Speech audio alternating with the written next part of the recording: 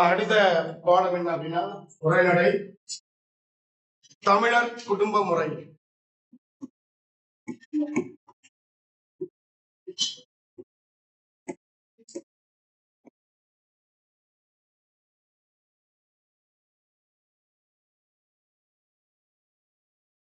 ஆசிரியர் பக்தவத்சல பாரதி.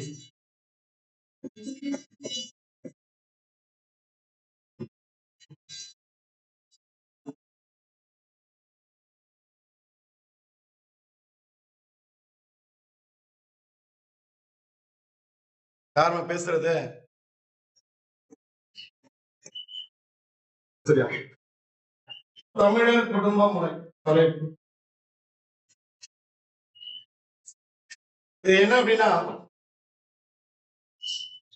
நுழைவு ஆசிரியர்களை பார்க்கும்போது விளிம்பு நிலை மாந்தர்கள் அப்படின்னு தமிழ் சமூகம் ஒரு சிலரை அடையாளம் காட்டி வச்சிருக்கு. விளிம்பு நிலை மாந்தர்கள். இந்த விளிம்பு நிலை மாந்தர்கள் அப்படின்னா ஏன் கேள்விப்பட்டு சொல்லு, விளிம்பு நிலை மாந்தர்கள் அப்படின்னு சொல்லுவாங்க. இல்ல விளிம்பு நிலை சமூக மாந்தர் என்று ஒண்ணுதான். அதே விளிம்பு நிலை மாந்தர்கள் அப்படின்னு சொல்லுவாங்க. யார் விளிம்பு நிலை மாந்தர் அப்படின்னு பார்த்தா, ஒரு மனிதனுக்கு கிடைக்கக்கூடிய அடிப்படை உரிமை கூட கிடைக்கப்பெறாத ஒரு சமூகம், அதைதான் விளிம்பு நிலை மாந்தர்கள். ஒரு மனிதனுக்கு கிடைக்கக்கூடிய அடிப்படை உரிமை, அது உண்ண உணவா இருக்கட்டும், உடுத்த உடையா இருக்கட்டும், இருக்க இடமா இருக்கட்டும், இந்த மூன்றுமே அடிப்படை மனிதன் வாழ்வதற்கு அடிப்படையான ஆதாரம், அடிப்படை பயன், அடிப்படை தேவை. இது இல்லாமல் வாழக்கூடிய மாந்தர்களை விளிம்பு நிலை மாந்தர்கள் இல்லை விளிம்பு நிலை சமூகங்கள் அப்படின்னு சொல்லுவாங்க. அந்த விளிம்பு நிலை சமூகங்களின் வாழ்வியலை ஒரு கட்டுரை தொகுப்பாக எழுதி சமுதாயத்தில் இப்படி ஒரு நிலை மாந்தர்கள் இருக்கிறார்கள் என தமிழ் சமூகத்திற்கு சொன்னவர் பக்தவத்சல பாரதி.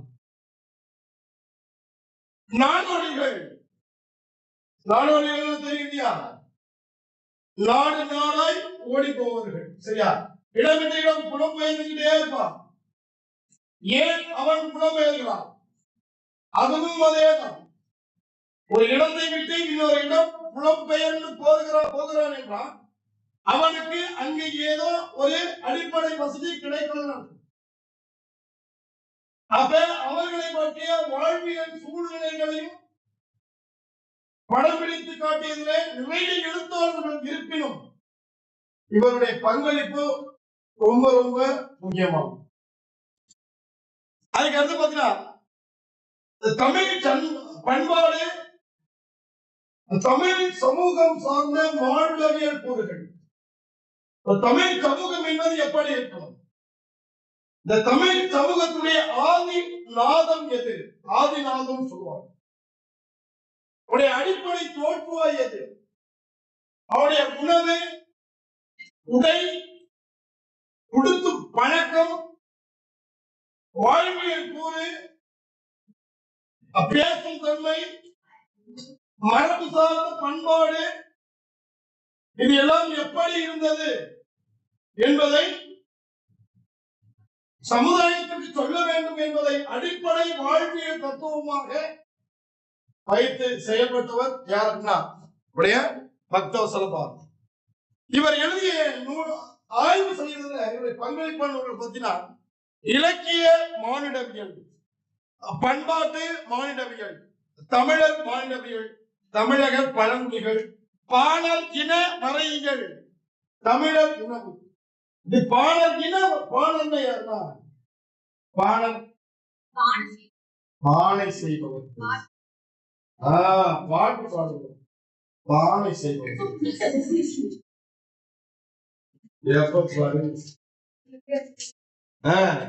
திங்கிறதுல இருக்கு. பானை செய்வோம், தட்டு செய்வோம். நந்தினிமா தட்டு வாங்கிட்டு அப்படியே 4 பக்கம் போயிடு. பானை செய்யும். பானை பிரச்சனையாவது சேர்த்துக்க.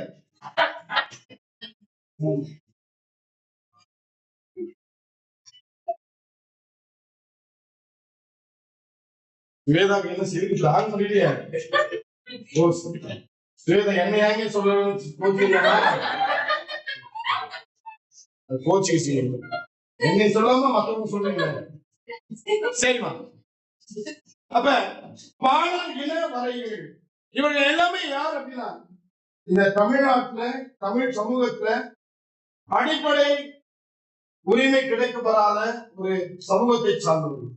இவருடைய வாழ்வியல் கூறுகளை எல்லாம் முதலாக படம் பிடித்து காட்டிய எழுத்தாளர்களில் இவருடைய பங்கு ரொம்ப முக்கியமானது. சரியா? நமக்கு இருக்கக்கூடிய தமிழர் குடும்ப முறை என்னும் தலைப்பு எதிலிருந்து எடுத்து ஆளப்பட்டது அப்படின்னா பணுவல். பணுவல் என்னமா? பணுவல் அனுப்பிச்சிருப்பாங்க. தொடங்கும் பொழுதே சொல்லியிருப்பாங்க. 11ஆம் வகுப்பு தொடங்கும் பொழுதே பணுவல் அப்படின்னு சொல்லியிருப்பாங்க. பணுவல்.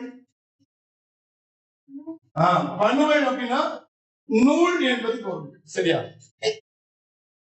இது தொகுதி 2 2010 காலாண்டு இதழில் வெளிவந்த கட்டுரை சுருக்கம். காலாண்டு இதழ்னா வருடத்துக்கு 3 முறை வரக்கூடிய இதழ். சரியா? காலாண்டு இதழ். இதை எழுதியவர் பக்தவத்சல பாரதி. இவர் தமிழ் சமூகம் பண்பாடு சார்ந்த மானுடவியல் ஆய்வுகளை முன்னெடுத்து வருகிறார். இது எல்லாமே சொன்னதுதான். மரபு சார்ந்த பண்பாட்டை விளக்குவதில் வல்லவர். மரபு சார்ந்த பண்பாடு அப்படின்னா என்ன?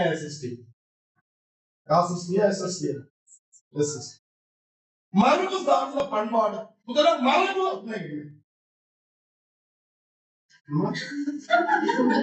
மரபு அப்படின்னா மரம்.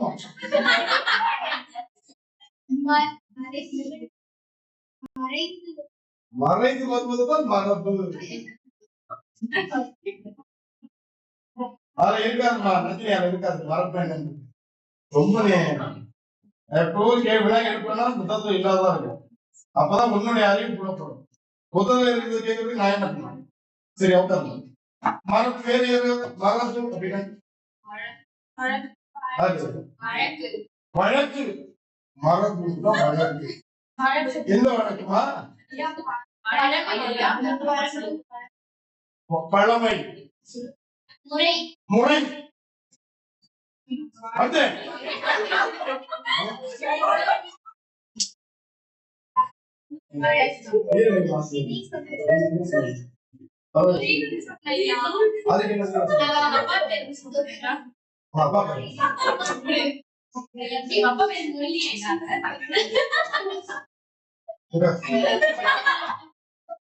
சரியா? ஆகையால மரபு என்பது என்ன அப்படின்னா பழமை. மரபு வாழையடி வாழையாக வருவது.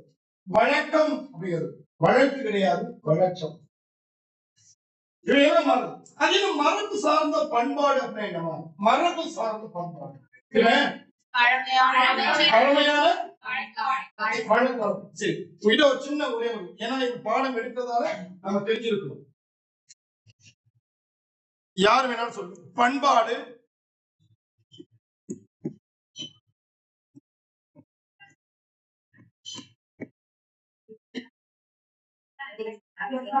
கலாச்சாரம். சரியா?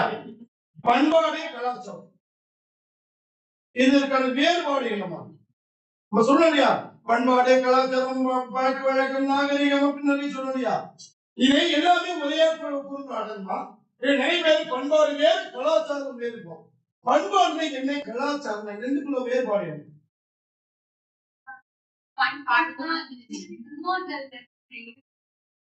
பண்பாடு என்பது முன்னோர்கள் செய்வது, கலாச்சாரம் என்பது பின்னோர்கள் செய்வது.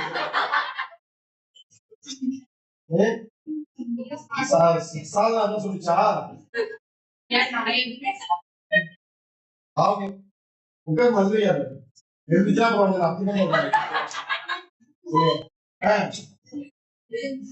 பண்பாடு கலாச்சாரம் இரண்டுக்குள்ள வேறுபாடு.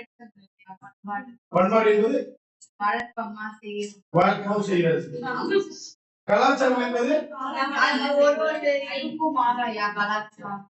அப்படியா? அதுதான் சரி. நீங்க சொல்லு. கலாச்சாரம் என்பது வாழ்க்கையிலே முதல் முறையா அதுதான் நம்மளா மாத்தி அது என்ன நம்மளா நாமே மாற்றி வைப்பதில்லை, நம்மளா மாற்றி வைக்கிறோம். சரி பரவாயில்லை. ஏன் நம்மளா மாத்தி வைக்கிறது?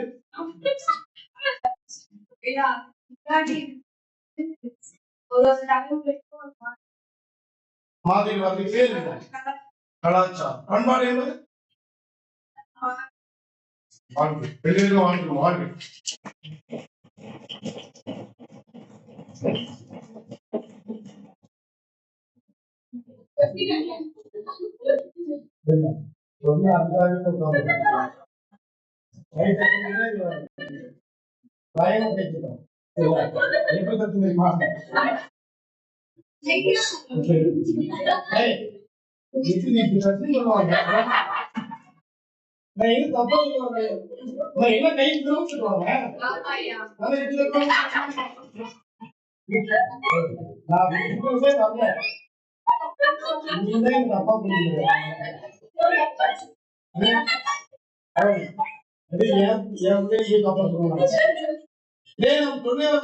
சும்மா சொன்ன சரியா?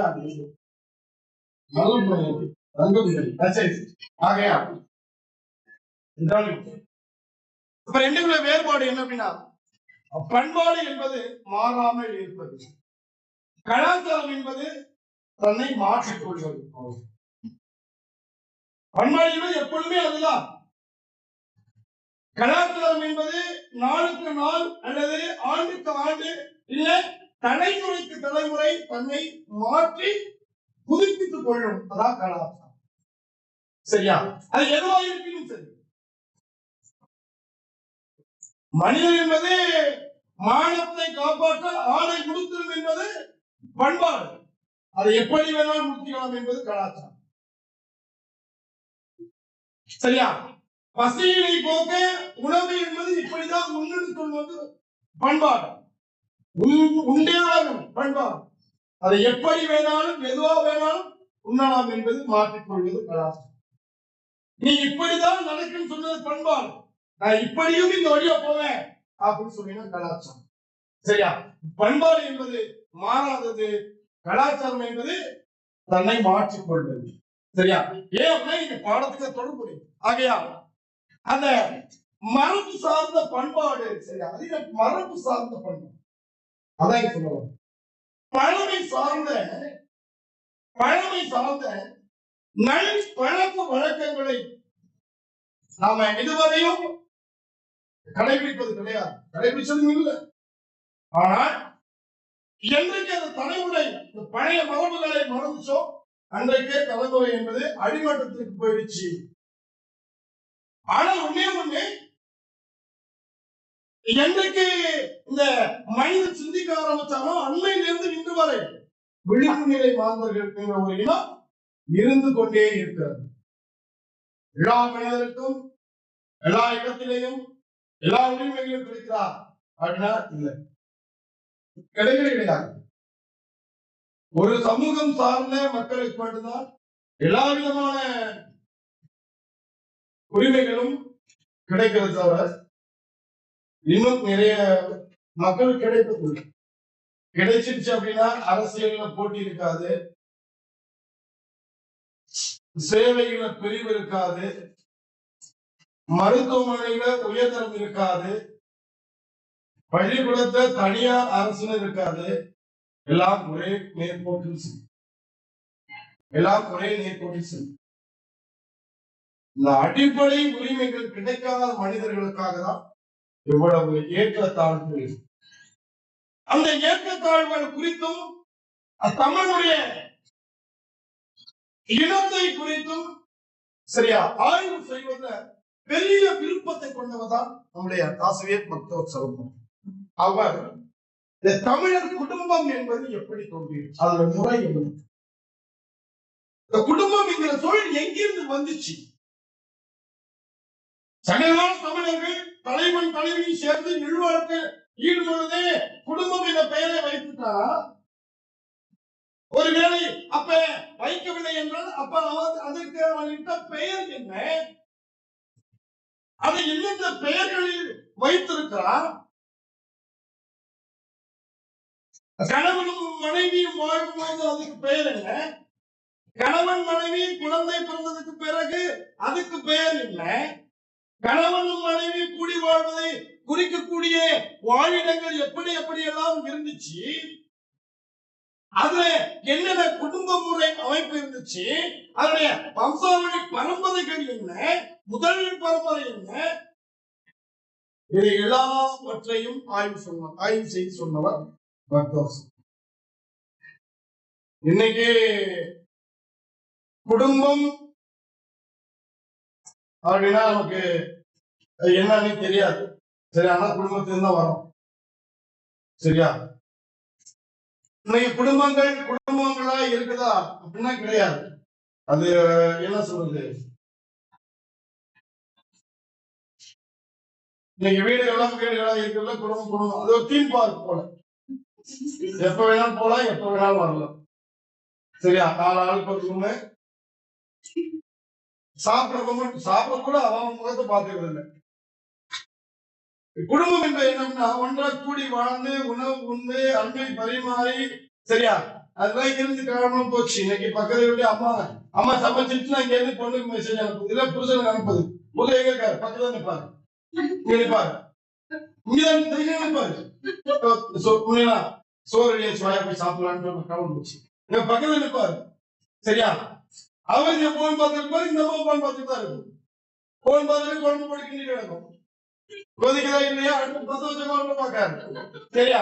அது குழந்தை கிண்டிட்டு ஒரு உணவு தயாரா சொல்லிட்டு மெசேஜ் ஆகும், சோறு தயார், வா குடிக்கலாம். சரியா? இல்ல அப்படியே இருக்கிறியா? அப்ப அவரு அப்பா என்ன பண்ணுவாரு, குடும்பத்துல ஒரு குரூப் வச்சிருப்பான். சரியா? அம்மா மெசேஜ் போட்டு சோறு ரெடி அப்படின்ட்டு எல்லாரும் வாங்க, எல்லாம் தம்ஸ் அப் போடுவாங்க. குடும்பத்திலேயே எங்க உட்கார்ந்து ஒரே சோபால உட்கார்ந்து ஆளுக்கு தம்ஸ் அப் போடுவாங்க. அம்மா மூஞ்சி பார்த்தா அப்பா சிரிக்க மாட்டா, அப்பா மூஞ்சி பார்த்து பொண்ணாடி சிரிக்காது, பொண்ணாடி பிள்ளைங்க பார்த்து சிரிக்காது, பிள்ளைங்க அப்பா பார்த்து சிரிக்காது, எதுவுமே சிரிக்காது. ஆனா வாட்ஸ்அப் குரூப்ல எல்லாம் ஒரு ஸ்மைலிங் கேஸ போட்டுருவோம், சாப்பாடு அடி. புரியுதா? இன்னைக்கு அப்படிதான் குடும்பங்கள் எல்லாம். நல்லதொரு குடும்பம் பல்கலைக்கழகம் சொல்லும். நீங்க பல்கலைக்கழகம் என்பது கழகமா மாறி போயிடுச்சு. குடும்பமாவே இல்லை. ஏன்னா குடும்பத்துடைய வரையறை, குடும்பம் என்பது எப்படி இருக்குன்னு தெரியல, தெரிஞ்சாதானே. சரியா? நீ இப்படிதான் இருக்கிற வரையறை தெரியாதவர்கள் நிறைய பேர் இருக்கிறாங்க. நீங்க கூட என்ன அப்படின்னா நீங்க எல்லாமே போன்லயே குடும்பம் நடத்திக்கிறாங்க, சரியா? அதாவது குடும்பம் என்பது எது? குடும்பம் அப்படிங்கிறது கணவன் மனைவி சேர்வது, வாழ்வு, கூடி வாழ்வு.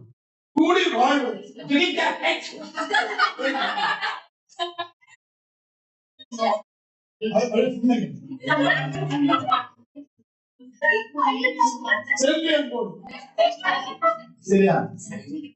அப்ப குடும்பம் தோணிமா சாதனா கதையில் இருக்கிற காதல் விழுதா என்ன சொல்லிட்டு இருக்கா?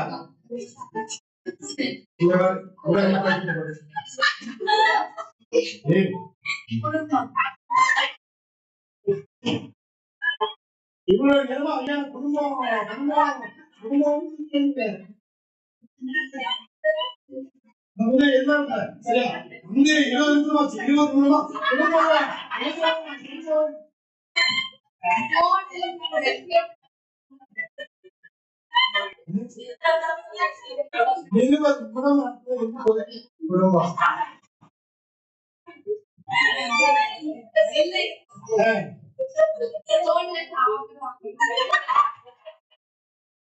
ரோட்ல சாப்பிடுவாங்க.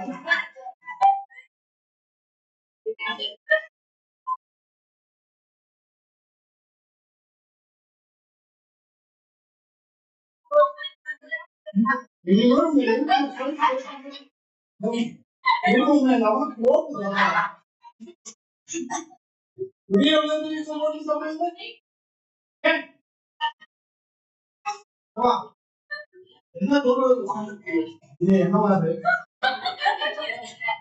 இப்படி அர்த்தம் கேட்டு ஐயா தமிழ் நடத்தாரு என்ன நடத்தாரு ரோட்ல சாப்பிடுவாங்க.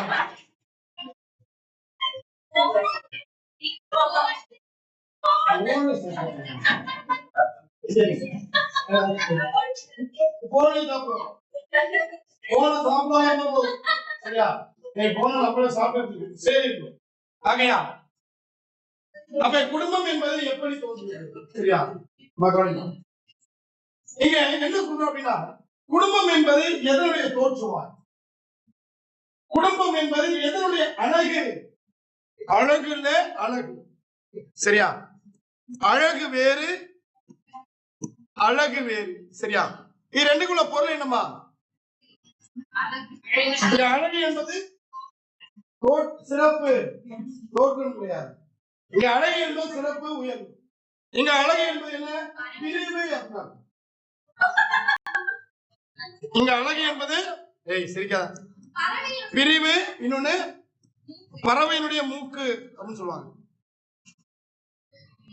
நமக்கு தெரியல சிரிப்பு தான் வரும். அப்புறம் சிரிச்சா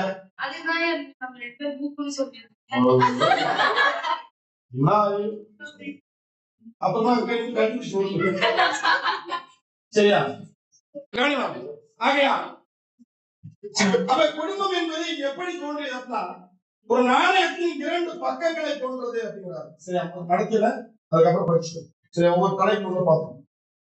ஆனா எப்படி குடும்பம் என்பது எங்கிருந்து வந்துச்சுன்னா குடும்பம் என்பது நாணயத்தின் 2 பக்கங்களை போன்றது. ஏன் அப்படின்னா நாணயத்தின் எப்படி 2 பக்கம் இருக்கோ அதுபோல குடும்பம் என்பது 2 பக்கம். ஒன்று திருமணம், குடும்பம். இது ரெண்டுல ஒன்றை ஒன்று பிரிக்க முடியாது. அப்ப குடும்பத்தினுடைய தோற்றுவாய் என்பது திருமணம். திருமணமே குடும்பத்தின் தோற்றுவாயாக இருந்து வருது. மனித சமூகத்தின் அடிப்படை அழகாக இருப்பது எது அப்படின்னா குடும்பம். மனித சமூகத்தின் அடிப்படை அழகாக இருப்பது எது? அப்படி அந்த குடும்பம் என்கிற சொல் முதலில் எங்கு யார் பயன்படுத்தி அப்படின்னு பார்த்தா வள்ளுவர் தான் முதலில் குடும்பம் என்கிற சொல்லை பயன்படுத்தி இருக்கார். வள்ளுவர் தான் முதலில் குடும்பம் என்னும் சொல்லை பயன்படுத்தி இருக்கிறார். இதுக்கு முன்னாடி அது எவ்வாறு வழங்கப்பட்டுச்சு அப்படின்னா குடும்பு அப்படின்னு வழங்கப்பட்டுச்சு. குடும்பு குடும்பு என வழங்கப்பட்டுச்சு. அதன் பிறகு என்னும் எழுத்து சேர்ந்து குடும்பம் என்று இதை தொல்காப்பியர் கணவனும் மனைவியும் சேர்ந்து வாழக்கூடிய இடத்தை எந்த பெயரை அழைத்தார் அப்படின்னு பாத்தீங்கன்னா இல் மனை அப்படின்னு அழைச்சாரு. இல் மனை அப்படின்னு அழைச்சாரு.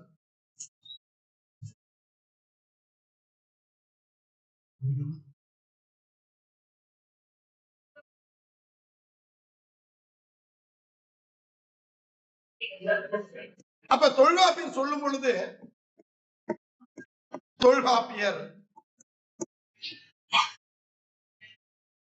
கணவன் மனைவி சேர்ந்து வாழக்கூடிய வாழிடங்களை தொல்காப்பியர் அழைக்கும் பொழுது இல் மனை அப்படின்னு சொல்றாரு.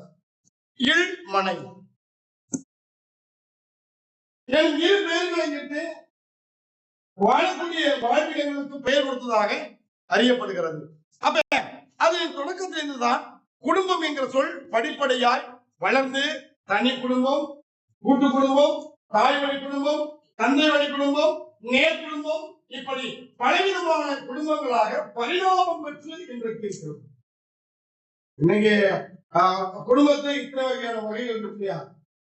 ஆனா இன்று குடும்பத்தை நமக்கு தெரிஞ்ச ஒன்னே தனி குடும்பம், கூட்டு குடும்பம். நீங்க கூட்டு குடும்பமே கிடையாது. சரியா?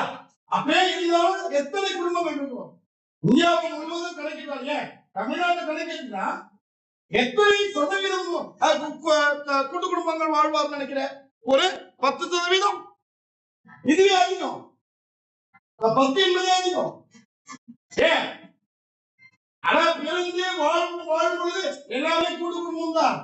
ஆனா அவரவர்களுக்கு ஒரு வாழ்க்கை அமையும் பொழுது, அந்த திருமணம் என்ற ஒரு பிரிவு சேரும் பொழுது அந்த கூட்டு குடும்பங்கள் சிதைந்து போய் தனி குடும்பங்களாகும். ஆனா என்ன அப்படின்னா, எதை நாம் கூட்டு குடும்பம் என்று நினைக்கிறோமோ அது கூட்டு குடும்பம் இல்லை. நம்மை பொறுத்தவரை எது கூட்டு குடும்பம்? எதை கூட்டு குடும்பம் பூஜா? கூட்டு குடும்பம் என்பே எது? எல்லாருமே யாரு? தெருவில் உள்ள எல்லாருமே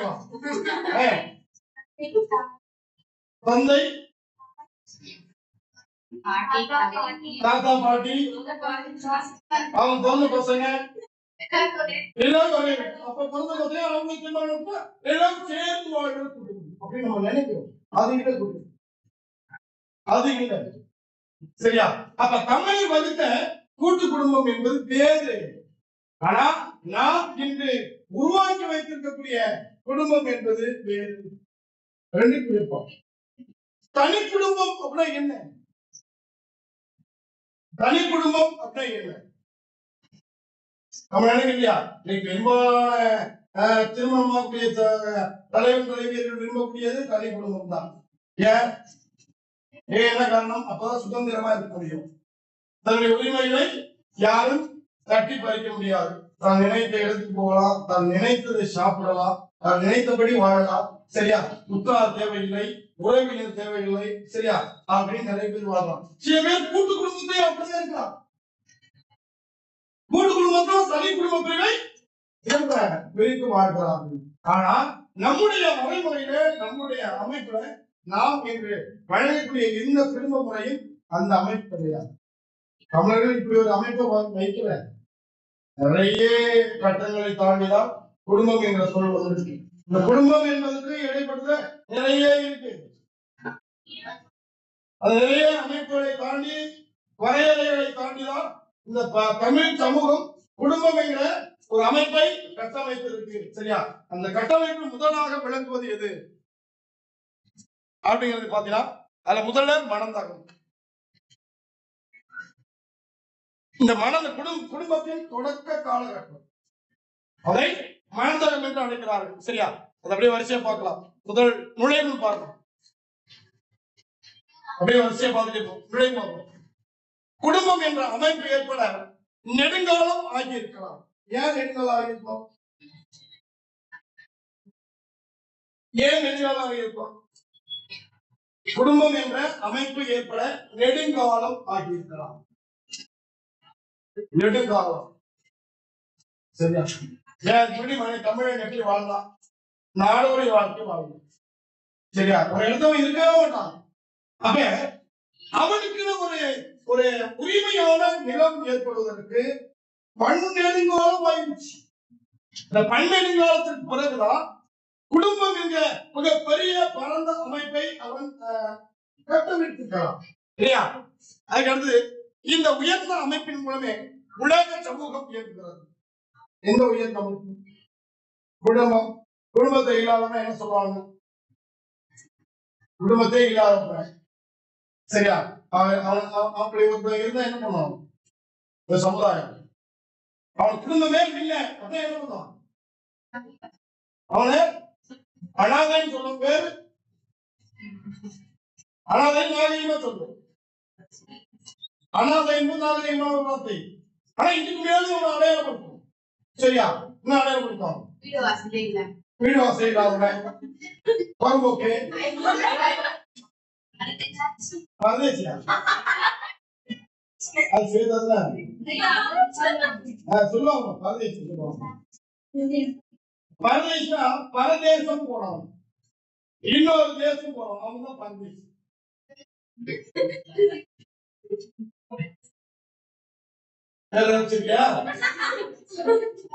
சரியா? அப்ப உயர்ந்த இந்த அமைப்பின் மூலமே உலக சமூகம் என்கிறது. இந்த உலகம் இயங்குவதற்கு ஒரு அச்சாணியாய் இருப்பது எது அப்படின்னா குடும்பம். இந்த உலகம் என்பது மிகப்பெரிய தேர்மா. இந்த உலக சமூகம் என்பது மிகப்பெரிய தேர்வுடைய சக்கரம் ஓடும். எப்படி சக்கரம் ஓடுவதற்கு சிறிய அச்சாணி பயன்படுதோ அது போல இந்த உலக சமூகம் பறந்து விரிந்த உலக சமூகம் என்ற ஒரு சமூகம் இயங்குவதற்கு எது தேவை அப்படின்னா குடும்பம் என்கிற சிறிய அச்சாணி தேவை. அச்சாணி இல்லை அப்படின்னா இந்த உலக சமூகத்தால் இயங்க முடியாது. சங்க காலத்தில் குடும்ப அமைப்பு மேலோங்க ஒன்றாக இருந்தது. அதன் தொடர்ச்சி இன்று வரை இருக்கிறது. தொன்மை காலத்திலேயே மேம்பட்ட குடும்ப அமைப்பை உருவாக்கியிருந்த தமிழ் பண்பாட்டின் செழுமை சங்க இலக்கியங்கள் வாயிலாக வெளிப்படுகிறது. இன்னைக்கு நம்ம பிரித்து வைத்திருக்கக்கூடிய குடும்பம் என்பது சங்க காலத்திலேயே ஒரு வரையறையை வைத்து பிரித்து இருக்கிறார்கள். வரையறைப்படி வகுத்திருக்கிறார்கள். நம்ம எதுவும் கொண்டு வரல. ஆனால் அவன் பிரித்து வைத்து வரையறை சொன்ன ஒரு அமைப்பை வேறுபாடாக பிரித்து வாழ்கிறோம். சரியா? அப்படின்னா இதுல முதல் பாரு, குடும்பம் என்னும் சிறிய அமைப்பிலிருந்து மனித சமூகம் என்னும் பரந்த அமைப்பு கட்டமைக்கப்படுகிறது. குடும்பம் தொடங்கி குலம், கூட்டம், பெருங்குழு, சமூகம் என்ற அமைப்பு வரை விரிவு பெறுகிறது. அதன் குடும்பமே மனித சமூகத்தின் அடிப்படை அழகாக உள்ளது. சரியா? அடிப்படைக்கும் ஒருமைப்படுத்தப்பாங்க. மனித சமூகத்தின் அடிப்படை அழகு எது? அதற்கு பிரிவு. மனித சமூகத்தின் அடிப்படை அழகு, அடிப்படை எது? அடிப்படை சார்ந்த ஒரு பிரிவு எது அப்படின்னா குடும்பம். அடுத்தது, வாழ்காலம் முழுவதும் தொடர்ந்து வேறு எந்த அமைப்பும் இந்த அளவுக்கு மனிதரை சமூக வயப்படுத்தும் பணியை செய்தது.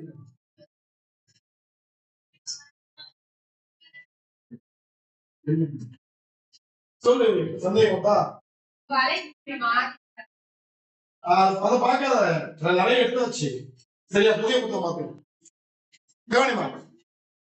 அப்ப இந்த வாழும் காலம் முழுவதும் தொடர்ந்து வேறு எந்த அமைப்பும் இந்த அளவுக்கு மனிதனை சமூக வயப்படுத்தும் பணியை செய்யும். சமூக பயப்படுத்துதல், அதே சமூக பயம். சமூக பயம் ஒரு தனி மனிதனுடைய ஒழுக்கம் எங்கு பெறப்படுகிறார்? ஒரு தனி மனிதன் தன்னுடைய ஒழுக்கத்தை எங்கிருந்து பெறுகிறார்? இந்த உலகத்தில் இருந்தால் எங்கிருந்து பெற முடியும்? ஒரு தனி மனிதனுடைய ஒழுக்கம் என்பது எங்கே கட்டமைக்கப்படுகிறது?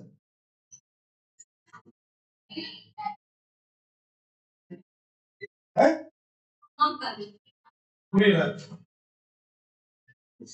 ஒரு தனி மனிதனுடைய ஒழுக்கம் என்பது எங்கிருந்து கட்டமைக்கப்படுகிறது? தனி மனிதன் ஒழுக்கம் எங்க கத்துக்கிறான்?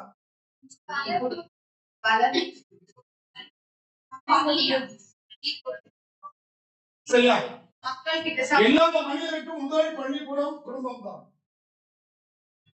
அப்ப தனி மனிதனுடைய ஒழுக்கம் என்பது எங்கு பெறப்படுது அப்படின்னா குடும்பத்தில் பெறப்படுகிறது.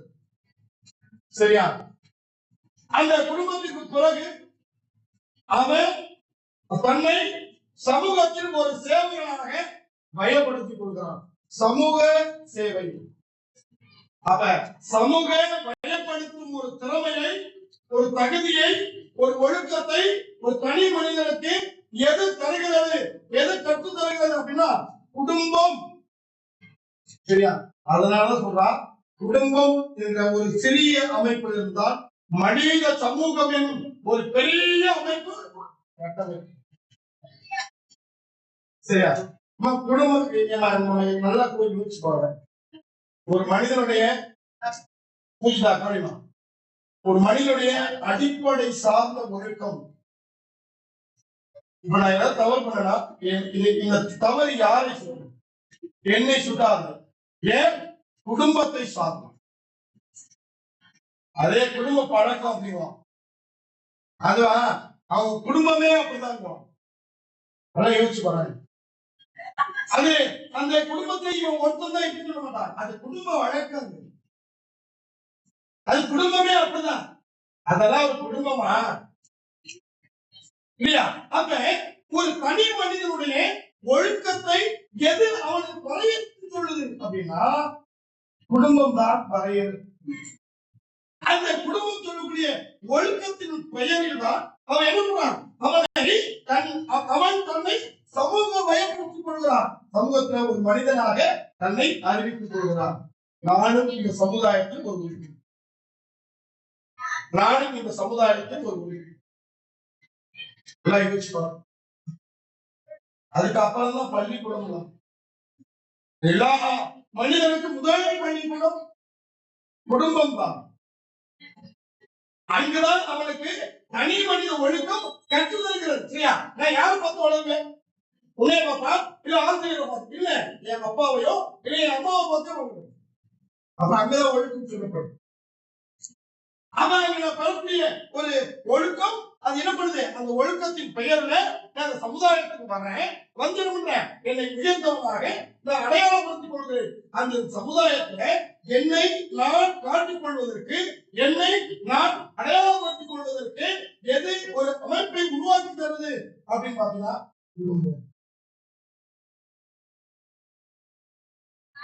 மனித சமுதாயம் ஒரு பெரிய அமைப்புக்கு ஒரு சிறிய அமைப்பாக இருக்கக்கூடிய குடும்பம் தான் அதன் தொடர்ச்சியாக என்பதை நீங்க பக்தர் சொல்லப்பாரு அப்படியே வெளிப்படும். அடுத்தது குடும்பம். குடும்பம் எனும் சொல் முதலில் திருக்குறளில் தான் 1029வது குறள் பயன்படுகிறது. சங்க இலக்கியத்தில் குடும்பம் என்பதை எவ்வாறெல்லாம் வழங்கி இருக்கிறார்கள் அப்படின்னு பார்த்தீங்கன்னா, ஒன்று குடம்பை, அடுத்து குடும்ப, அடுத்து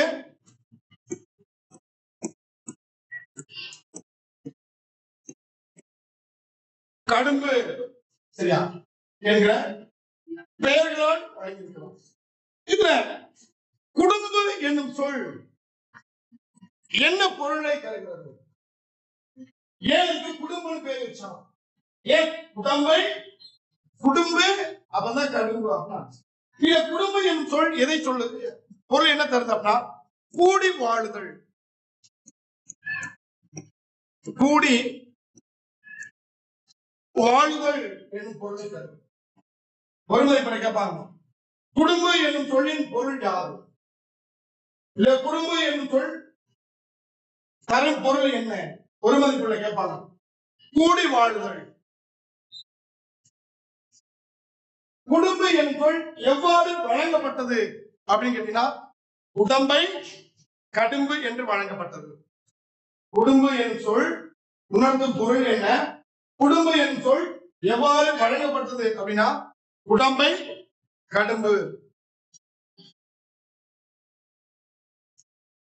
அடுத்து குடும்பம் என்னும் சொல்லுடன் விகுதி சேர்த்து பொறுமை விரிவாக்கமாக குடும்பம் என்னும் சொல் அமைந்தது. பண்டைய தமிழர்கள் குடும்பம் என்னும் அமைப்புடன் வாழ்ந்த இடங்கள் பற்றி பல குறிப்புகள் நமக்கு கிடைக்கின்றன. தொல்காப்பிய, பொருளியல் நூற்பா இல் மனை ஆகிய 2 வாழிடங்களை குறிப்பிடுகிறது. இல் மனை, இல் இல் மனை. இந்த 2 சொல்ல நம்ம எங்க பயன்படுத்துவோம்? தொல்காப்பிய நூற்பாவை பொருளியல்,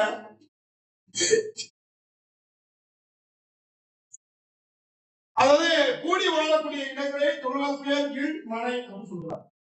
இந்த 2 சொல்லி நம்ம எங்க பயன்படுத்துவோம்? பேச்சு வழக்கு நம்ம எங்க பயன்படுத்துவோம்?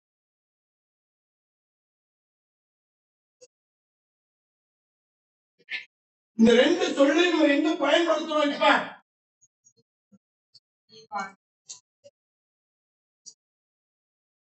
இல் அப்படின்னா என்ன? இல் அப்படின்னா இல்லம். இல்லம் என்று சொல்ல எப்ப பயன்படுத்தும்? வீடுன்னு சொல்லும் போது பயன்படுத்தும்.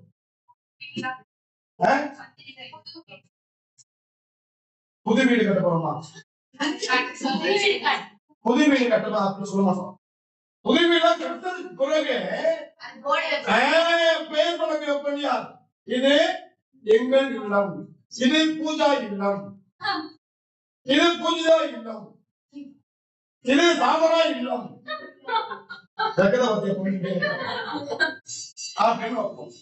அங்குதான். அப்ப இல்லம் என்பது இல்லம் என்ற பொருளை தருகிறது. இல்லம் என்பது எதை சொல்றது? குடும்பத்தை சொல்றது. சரியா? மனை என்ற சொல் எங்க பயன்படும்? மனை, புது மனை, புது விழா. வேலை பயன்படுத்துவோம், பிளாக் வாங்க. சரி, எங்க போறீங்க? மனை வாங்க போறோம். மனை வாங்க போறோம். அந்த மனையை ஆளக்கூடியவனுக்கு பேர் மனைவி.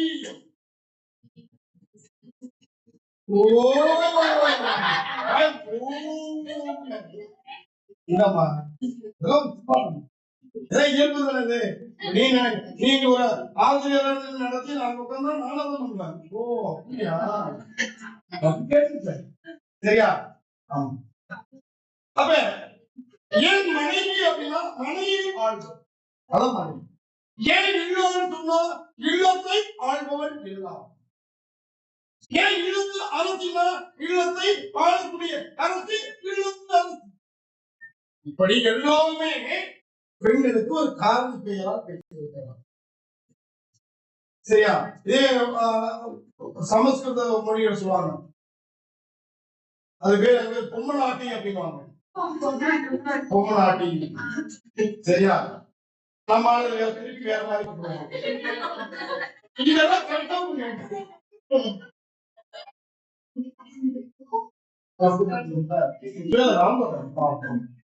அது போட்டு நசுக்கிறதால அது ஒண்ணு புரிய மாட்டேன். முன்னாடியே வேற மாதிரி அது ஒரு அகராதி போட்டு ஏமா பிரச்சியா நல்ல பொருள். சரியா? அப்ப தொல்காப்பியர் சங்க காலத்துல தலைவனும் தலைவியும் வாழ்ந்த வாழிடங்களை மனை என்று பெயர்களால் வழங்கி இருக்கிறார். நம்ம இங்க ஒரு வகுப்படுத்த இந்த ரெண்டு தனியாக வழங்கி. ஆனா என்ன பெயர் கேட்டா சரியா? இல் மனை ஆகிய இரண்டு வாழிடங்களை குறிப்பிடுகிறது. இரண்டு வாழிடம்.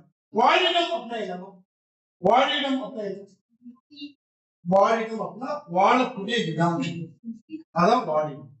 ஏன் வாழிடம்? வீடுதான், வீட்டில் வாழ்வாங்கதான். ஏன் வாழிடம் பேருச்சா? வாழக்கூடிய இடம் வாழிடம். ஏன் ஒட்டியான பேருச்சா? அது அப்படி வாழணும் ஒட்டிக்கும், அதுதான் ஒட்டி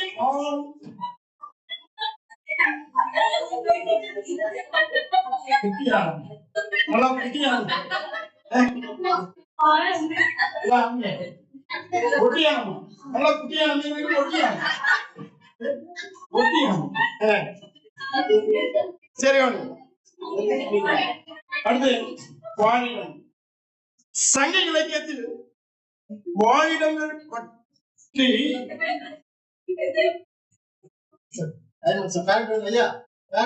எஸ்சி செக்ஷன் அவ்வளவுதான்.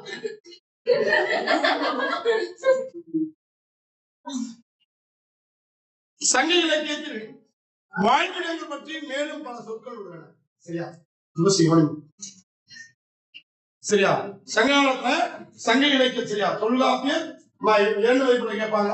தொல்காப்பியர் வாழிடங்களை எப்பெயர்களில் வழங்கினார் அப்படின்னா ஈழ்மலை நடத்தும் போதே கவனிச்சு, மறுபடி இதெல்லாம் நடத்த மாட்டாங்க.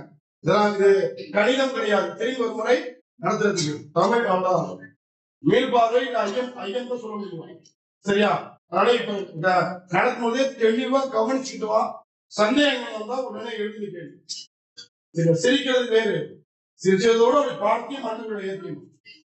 அப்படியே கவனிக்கிறது உட்காந்து ஏமாத்திட்டு போயிடாது. அப்ப வாழிடம் அப்படின்னா என்ன? வாழும் இடம். சரி. சங்க இலக்கியத்துல எங்க தொல்காப்பியத்தை தாண்டி தமிழின் முதல் இலக்கண நூல் தொல்காப்பியம். சரியா? அந்த தொல்காப்பியம் தலைவன் தலைவி வாழக்கூடிய இடங்களை எப்பெயர்கள் வழங்கியது அப்படின்னு பார்த்தா இழ் மலை என்னும் பெயரையும். அப்ப சங்ககாலத்துல சங்க இலக்கியத்துல மனிதர்கள் கூடி வாழ்ந்த இடங்களை எப்பெயருக்கு வழங்கினார்கள் அப்படின்னா அதற்கு பல சொற்களால் வழங்கப்பட்டிருக்கு அப்படின்னு பார்த்தா அதுல இழ் மனை குரம்பை புலப்பில் முன்றில் குடில் கூரை வரைப்பு முற்றம் நகர் மானம் முதலிய சொற்கள் குடும்பங்களின் வாழ்விடங்களில் உள்ள வேறுபாடுகளை சுட்டுகின்றன. ஆனா எல்லாமே என்ன இருக்கு? எல்லாமே குடும்பத்தை சொல்லக்கூடியதான், கூடி வாழக்கூடிய இடத்தை சொல்லக்கூடியதுதான். ஆனா என்ன இருக்கு அப்படின்னா சிறு சிறு வேறுபாடுகள், ஒரு சின்ன சின்ன வேறுபாடு. கூரை அப்படின்னா கூரை அப்படின்னா என்ன சொல்லுவோம்? வீட்டுக்கு மேற்படுதான் கூரை. ஆனா கூரை என்பது மனிதர்கள் கூடி வாழ்ந்த இடத்திற்கு கூரை. முன்று வீட்டுக்கு முன்னே உள்ளது. சரியா? அப்ப என்ன உங்களுக்காக முன்றின்னு சொல்லியிருக்கிறார். அப்ப முன்றில் என்பது மனிதர்கள் கூடி வாழக்கூடிய இடத்திற்கு முன்றி. அதே புலப்பில். சரியா? இப்படி சங்க இலக்கியம் பல்வேறு இடங்கள்ல மனிதர்கள் கூடி வாழ்ந்தக்கூடிய இடங்களை பல்வேறு சொற்களால் சரியா அழைத்திருக்க. இவையெல்லாம் மனைகள் அப்படின்னு அழைக்கப்படுதான். மருதத்தினை பாடல் ஒன்று மகளிர் தம்மனை மும்மனை என மனையின் இல்லத்தையும் கணவனின் இல்லத்தையும் பிரித்து பேசும் போக்கிலே காணப்படுகிறது. தம்மனை மும்மனை வேணுமை சொல்லியா பாருங்க. தம்மனை மும்மனை சிறு குறிப்பு வரைகள். தம்மனை மும்மனை சிறு குறிப்பு வருக அப்படின்னு கேட்பாங்க. சரியா? மீண்டும் நாளை பார்ப்போம்.